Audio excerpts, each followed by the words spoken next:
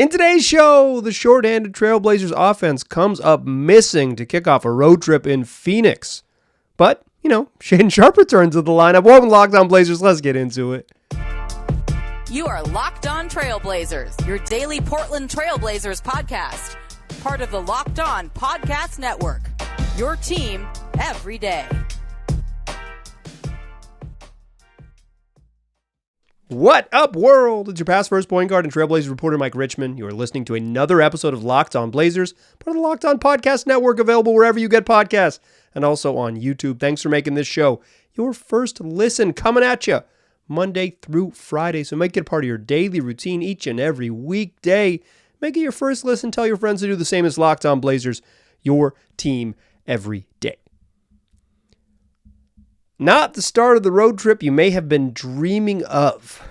So we'll talk about in today's show. The Blazers kick off a 7-game road swing in Phoenix against the Suns without Kevin Durant. They come out and play pretty well in the first quarter, and then they were not an NBA competitive NBA team for the final 3 quarters, and that was that. We will recap that game. We'll talk about Shaedon Sharpe, who returned to the lineup. Blazers super shorthanded in this one, but they did get Sharpe back. Get a rotation player back, lose a rotation player. It's kind of how their health has been going right now. We'll talk about that. And then I want to talk a little bit about the sputtering offense and my belief in losing culture. My belief in, as a team that's going to struggle, this is a tough road trip that it might get a little bit ugly here to begin January. I want to talk about losing culture and my steadfast belief that doesn't exist. That's what we'll do in today's show. But first, let's do what we do. Fastest recap in the West. Blazers lose 109-88. They scored 88 points. It's not enough. 2004, 88 points get you in the game. 2009, puncher's chance with 88 points. 2024, you're going to need more than that. You're going to need like $110. $110 would have had it. I mean, 109-88, $110 would have had it. Here's the thing, though. It didn't start that ugly. 29-20 after one. The Blazers have the lead. Only one turnover in the first quarter. I thought Scoot Henderson had a really nice first quarter. Jeremy Grant has 9 to open the game. And they look like, hey, they're going to be competitive in this game. And going to be competitive in this game despite playing without DeAndre Ayton, who didn't make the trip. He's still back in Phoenix. Chauncey Billups told reporters prior to the game that DA is getting rigorous treatment to get his knee right, but he did not make the initial part of this trip. Anthony Simons missing this game. He's been out for 4 days with an illness, undisclosed illness. It must be sick. I know that I heard from Travis Demers on the radio that the night one that Ant was really sick, and that's missing 4 days of NBA basketball. A lot of these guys play through some pretty gnarly stuff that would probably keep me from my day job. But it is get well soon, Ant. 4 days of missing basketball, but hopefully he will be back soon. And they play this game without Duop Reith, who was listed as doubtful with a low back injury. He got hurt in pregame warmups, tweaked his back, and has missed a couple games. Back injuries stink. Like they just linger around. They're hard to get right. You can't do anything with them. And then Toumani Camara, an injury, and add to the injury reports with a right knee soreness, and he misses this game. So the Blazers go into this game. Scoot Henderson, Malcolm Brogdon, Moses Brown gets the start again with Jeremy Grant and Matisse Thybulle. But their bench is going to be shorthanded, even if Shaedon Sharpe is back in this one. But they're up 29-20 after one, and you're starting to believe. Then you stopped believing pretty quickly. 18-4 Suns to open the second quarter. They took the lead and never gave it back. They go into halftime up 55-47. Blazers are only down 8, but the second quarter they were outscored 35-18. And after they had 1 turnover in the first quarter, they had 8 in the second quarter. And it's like, oh, no. The offense, Jeremy Grant, the offense that he had kind of been propping up, and Scoot Henderson, who had a really nice first quarter, just disappears. It disappears. And the Blazers outscored 35-18, and Suns shoot 65% in the second quarter. But only down 8. Regroup after halftime. Take a deep breath. Find the rhythm you had to begin the game. The Suns are playing. Brad Beal's back in the lineup. Devin Booker's there, but no KD.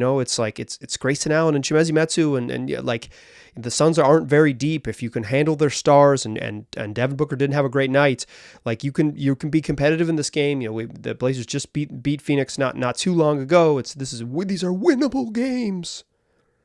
Unless, of course, you get outscored 31-14 in the third quarter. which the Blazers did. They go 5 of 18 in the third quarter. They close the quarter shooting 1 of 10. And that's really only notable because they made 4 of the first 8 shots to open the third quarter. It's like, hey, maybe they'll do this. And then they go 1 of 10 to close the quarter. Phoenix closes the quarter on a 20-4 run as the Blazers just brick absolutely everything. And the Suns take a 25-point lead, 86-61 into the fourth quarter. In the middle 2 quarters, the Blazers scored 32 points. They had 29 in the first quarter, a nice first quarter. In the middle 2 quarters, they scored 32 points, and that's it. That's the ball game. Chauncey Billups didn't even go back to his vets, Malcolm Brogdon and Jeremy Grant down the stretch because it was just the game was over, down 25, and you can't score. Blazers do end up scoring 27 and winning the fourth quarter. They won the first one and the last one. Those middle 2 quarters when they were outscored 66-32. That is your ball game. Blazers lose 109-88. That's your fastest recap in the West. Just a bad night on offense. A bad night on offense. Scoot Henderson led the way, 17 points, 6 assists. Didn't shoot well, 7 of 18 from the floor. That was kind of the theme. Jeremy Grant, 9 in that first quarter, finished with 15 in the game on 6 of 12 shooting. 10 for Malcolm Brogdon, 3 of 8. He was not good on offense either. 2 for Moses Brown in the start, 3 for Matisse Thybulle. Ibu Baji came off the bench, had 4 early. He was like, oh, Baji's going to do something to get a little, he's going to find a little groove. He's running the floor hard, and he's just, he's pretty limited on offense. Like, they need to throw the ball. It's like, but maybe Baji will bail us out. Like, that's not what he's going to play defense and rebound. Like, he's a shot blocker. That's the thing he does. But he has 4 off the bench. Shaedon Sharpe, 6. We'll talk about more about him in the second segment. 10 from Jabari Walker. Skylar Mays, 7. Chris Murray, who played regular minutes in this one, finished with 6. And then Ish Wainwright, who played in kind of an inexplicably large portion of the second half. He just got a lot of run in this game. Played 12 minutes, finished with 8 points. I'm not a big conspiracy theory guy. Like, I think most times when you're like, why is this dude playing? It's unclear, but it does feel like as we approach the trade deadline and Ish Smith is just like, yeah, let's see what Ish has got. It does feel like, hey, he has a non-guaranteed contract and we might have to waive him at some point in January here in the next 10 days. Hey, you want to play some NBA minutes? I don't really think that's what's happening. I think they're just like searching for a wing, like a veteran wing who can do some stuff because they just have a lot. They scored 88 points. They need anyone who can contribute positively. But part of my conspiracy antenna, so I'm like, Ish, huh? Ish, the first week of January, like a week before his contract is fully guaranteed.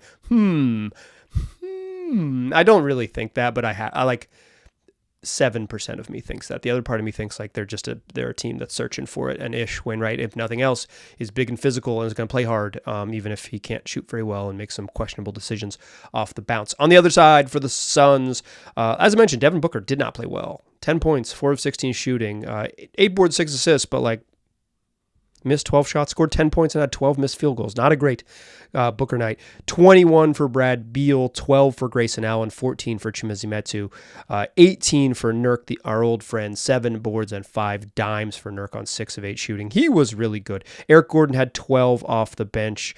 The Suns also got 3 from Keita Bates Diop, 3 from Josh Okogie, 11 from Bol Bol, who played a lot in garbage time at the end of the game.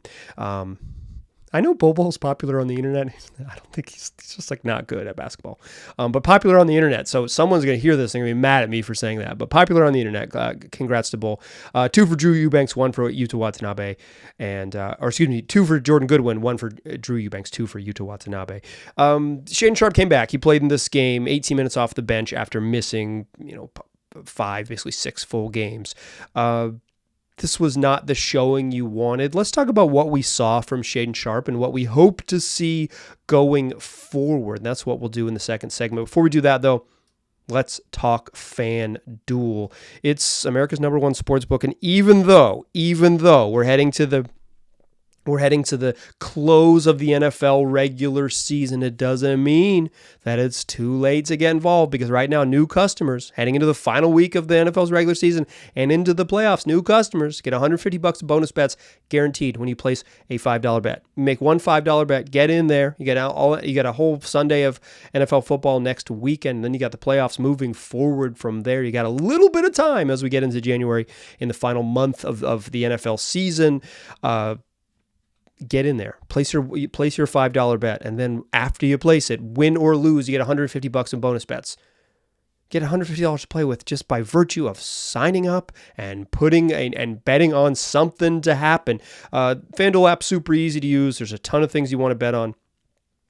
So whether you want to do, live same game parlays, whether you want to use their Explore tab to see what other folks are betting on, whether you want to set up elaborate multi-sport parlays, you can find it there. Plus futures bets, whatever props you're into, you're going to find it all.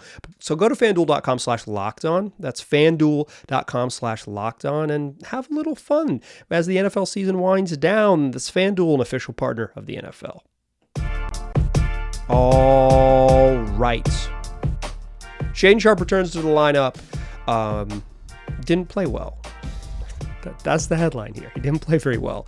I don't think it's a wholly big deal. He hadn't played a full basketball game since December 17th. So 2 full weeks of without playing NBA basketball. He's dealing with an abductor strain, a groin strain. So you can't imagine he did much. When you have lower body injuries and stuff like that, particularly like soft tissue things, it's not like you're running around getting your conditioning. You're watching and resting and getting your body right. It's like this isn't the type of injury where it's like, well, he was getting extra work in. I saw him go through pregame warmups before the Blazers left town last week in the first game prior to the first meeting against the Spurs. I watched him go through his pregame warmups. He was going like someone who was hurt. He was playing at 70% speed, wasn't getting super sweaty. You can always tell when guys are close to coming back because the pregame workout looks like a real workout. This was just like someone who was getting some shots up, getting his rhythm, and he didn't look like he had his rhythm. I said he hasn't played a full game since December 17th. He played against the Suns, the same team, on the 19th of December, but he only played 8 minutes and then left. He was listed as questionable. It's like a late add to the injury report that night. Tries to play through, obviously, this groin injury, sits out, misses a couple weeks, and now he's back in the action. I don't believe Chauncey Billups told reporters pregame, but Shaedon only played 18 minutes, and he didn't come back at garbage time to get his rhythm or anything like that. So I'm sure he was on a relatively, probably in that 20-minute range, minutes restriction, just because you want to ramp him back up slowly. And the stat line is not impressive. 6 points on 2 of 8 shooting. He was 0 of 5 from 3-point range. Made both of his free throws. Had 1 board. It was on the offensive glass, and otherwise just an empty box score for him. I thought even just the process, I thought he took some hard shots. I thought he spent and the difficult shots is sometimes he just does that. He's pretty skilled on offense. When he wants to be, and he can get into challenging shots because of his lift and all of those things. So the drifting, fading little jumpers that he takes, that sometimes are like, hey, what is that? It's I'm not too worried about that process. I'm much more worried about the minutes where he just is chilling in the corner, where he's not involved. And I think that's the part that, when he comes back and he's playing a full complement of minutes, there's 2 things I want to see. One, I want to see him play next to Scoot Henderson a bunch. That's the most important thing that we can see for the rest of the year for the Portland Trail Blazers. Scoot Henderson, Shaedon Sharpe, sharing the backcourt together as the 1 and the 2 with big wings around them and a real center in the middle, like a functional NBA lineup where Scoot Henderson is playing point guard and Shaedon Sharpe is playing shooting guard, and you get a bunch of minutes, a bunch of games and a bunch of minutes with that look, and you kind of can figure out or start to see the outline of what is next, right? That's the most important thing for the rest of the season. Anthony Simons might be in the mix, and that's going to throw a whole wrench into just how many guards they have and how all of their good players are young guards, all their promising players are young guards. That's a whole nother thing. But for now, until they kind of straighten that out and whatever they do with the trade deadline to kind of balance the roster, you want to see Scoot and Shea play together. But you also want to see Shaedon Sharpe get back to being an aggressive focal point of the offense? And can he be an aggressive focal point of the offense on a team that has a bunch of mouths to feed? I think yes. Like I'm not saying that's impossible. Just you want to see it. And I think I'm more worried not about the missed shots or the bad shot selection from Shaedon Sharpe. I'm worried about the times that he doesn't shoot. I'm worried about the times that he's not involved in the offensive play. I'm worried about times when he gets it and just keeps it moving and doesn't look at the rim. I want Shaedon Sharpe to be reckless a little bit. I will say sometimes Scoot Henderson has some decision-making issues, but you never have to worry about him kind of like keeping the dial turned up, right? Like, some of Scoot's mistakes are being too aggressive. I would love for Shaedon Sharpe to have a night where it's like, so he went 2 of 14, but he took 14 shots. He got himself to the free throw line. He made mistakes. He turned the ball over because he was aggressive and driving, like all of those things. I would rather have Shaedon Sharpe fail by trying to do too much than disappoint by doing too little.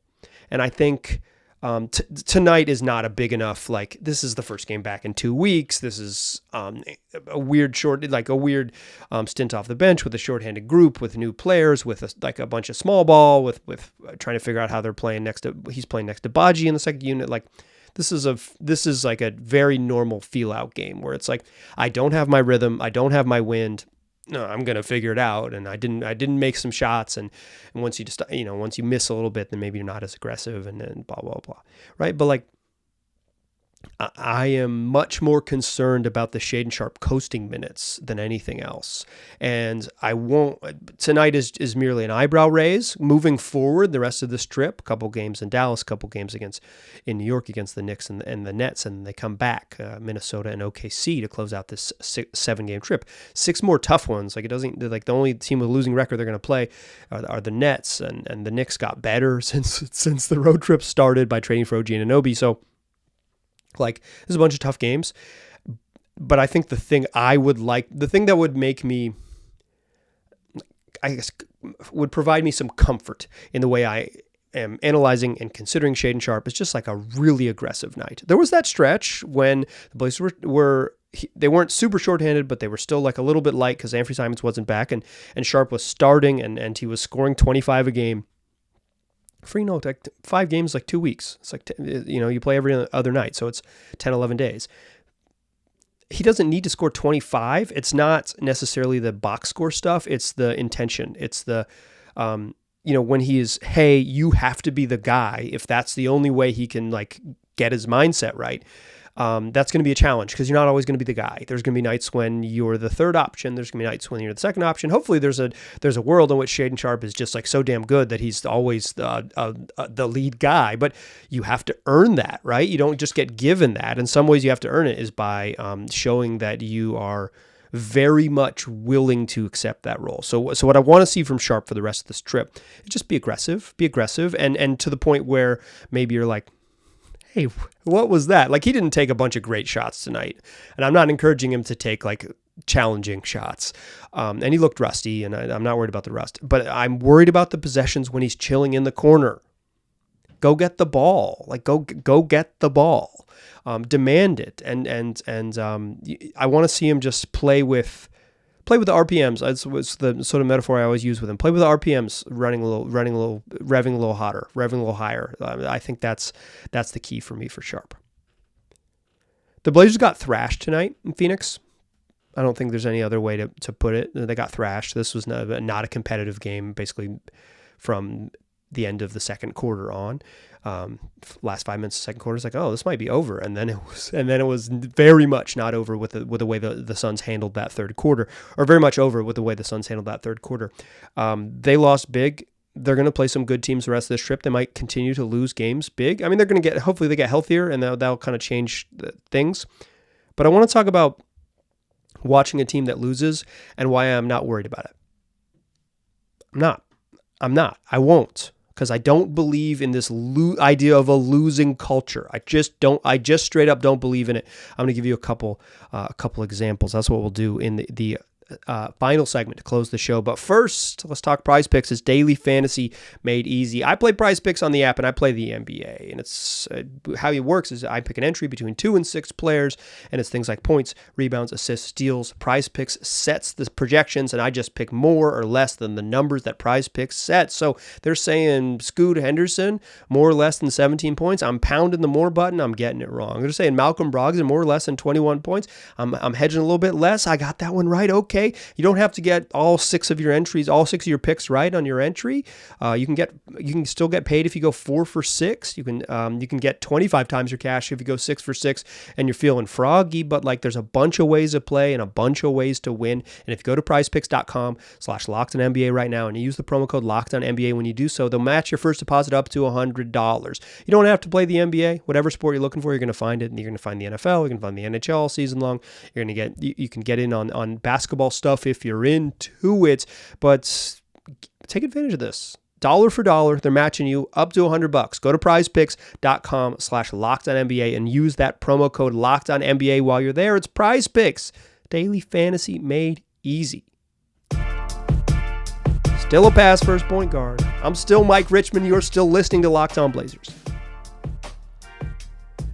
There is a concern when a team is bad, particularly when they get, mollywopped, when they get dusted a couple times, when they score 32 points in the middle 2 quarters of a game and then it's just over, that they are building a losing culture.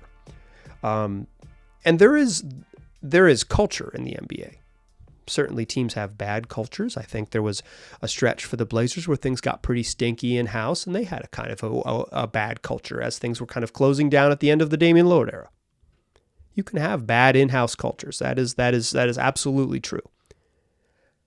But that is because of personalities or clashes between folks in charge in the front office and coaching staffs and players, and the 3 of those sort of parts interacting and all of those things, right? Like, you get a bunch of just like, you get the wrong players on the team and just personality wise, and you can have a bad culture. Like I understand the sort of, it's a weird thing in the NBA, right? You have 15 players, a pretty small roster. The kind of traveling crew that goes around from city to city is 40 people.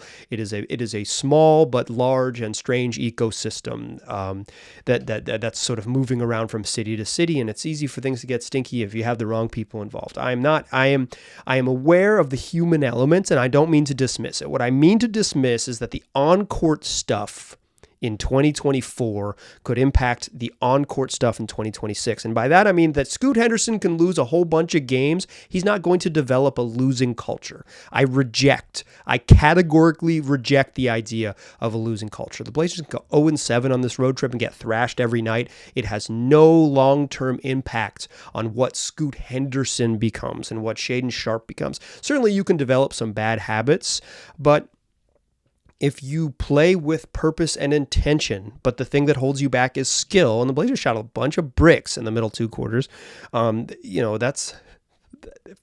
it'll happen. Like they turned the ball over shot a bunch of bricks. Like I categorically reject the idea that you can develop a losing culture. Many of you will disagree, and I'm comfortable with that. Allow me to back up my point here. Oklahoma City, when Mark Daigneault took over as a head coach, young, bad on purpose. They went 22-50, 24-58. It's a lot of losses. That's 108 losses over 2 seasons, and one of them was a shortened season, right? So they could have lost 120 games over 2 years. But let's call it what it is. They lost 108 games in back-to-back and combined to back-to-back seasons. It's a lot of losing. They sucked. They were not good. Last year they went 40-42, made the play-in. This year they're 22-9. They might be the best team in the West, like in the regular season at least. I'm still riding with the champs if they're healthy. I don't believe that what OKC did by losing on purpose and making trades to get younger and compiling draft picks and even holding out guys with questionable injuries, like sending Al Horford home basically at the end of the year. I don't believe in a losing culture. I do not think you can develop it. You can develop a bad culture. You can develop a bad team. You can have the wrong players. Detroit's been in the darkness. The Detroit Pistons haven't won a playoff game since Chauncey Billups was on the roster in 2008. It's a long time. Certainly bad franchises exist. Kings spent 15 years in the wilderness. Minnesota, not too far off, right? But there are organizational stink, right? I'm talking about players. I'm talking about SGA, who was on that team when they went 22-50, and when they went 24-58. He didn't develop a losing culture. He just lost a lot. And then when they got good, and he got good coworkers, better employees around him at work, they were a play-in team, and now they're freaking good. They're really good. They're 22-9 as I'm recording this. I don't believe in it. I do not believe you can develop a losing culture by losing. I could believe you can develop a bad culture in a bunch of other ways, but I do not think losing begets losing. I think bad players begets losing. If you get the right players, you'd be all right. For another example, Houston went 17-55 the year that 2020-2021 year. It started in December because of the COVID delay in the prior season. Then they traded James Harden 8 games into the season, and they were awful. And they went 17-55. The next year they went 20-62. The following year they went 22-60. They were a mess, right? They had the wrong coach. Apparently Kevin Porter Jr. was a mess. They had a bad culture. So what do? They get vets that can guide them, like the sort of grit of Dylan Brooks and the steadiness of Fred VanVleet. Their young players get better. Alperen Sengun, who they drafted during the stinky period in the late lottery selection, is probably the best player on their team. They win, 59 games over 3 years? 17, 20, and 22 in 3 straight seasons. They're 15-15 this year, and they're right in the mix because they got the right head coach in Ime Udoka, and they added vets. If your culture stinks, you change the players and the coaches. But the losing didn't make Jabari Smith Jr. and Alperen Sengun bad. Alperen Sengun playing on a bad team didn't cause him to have a losing culture. When he had better players, he developed and became a better player. I don't believe it. I do not believe in the losing culture. I think it is nonsense.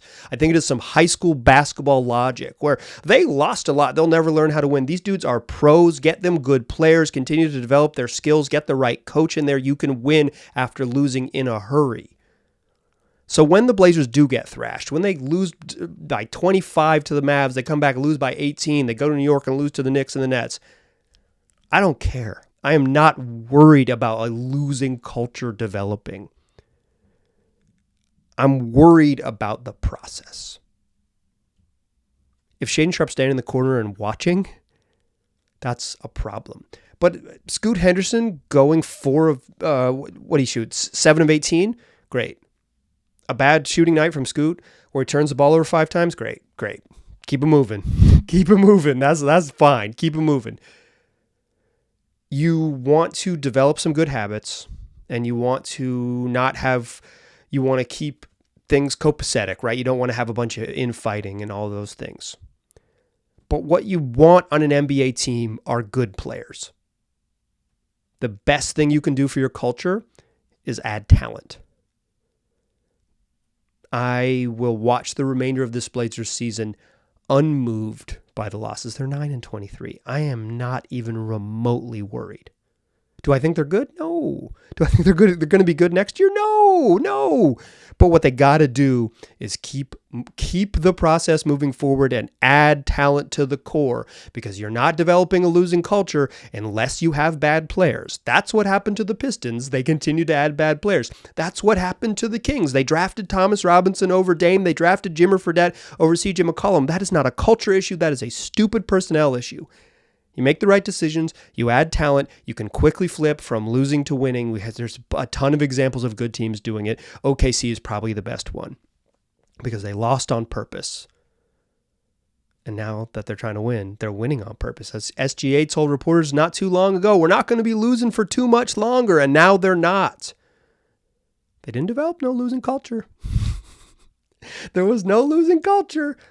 They were just losing. And then when they're ready to win, they're winning. And I believe that. You do need the right players and you do need the right coach to do so. And I think the conversation whether the Blazers have that is for something down the road. But in the immediate future, like this road trip, no concerns.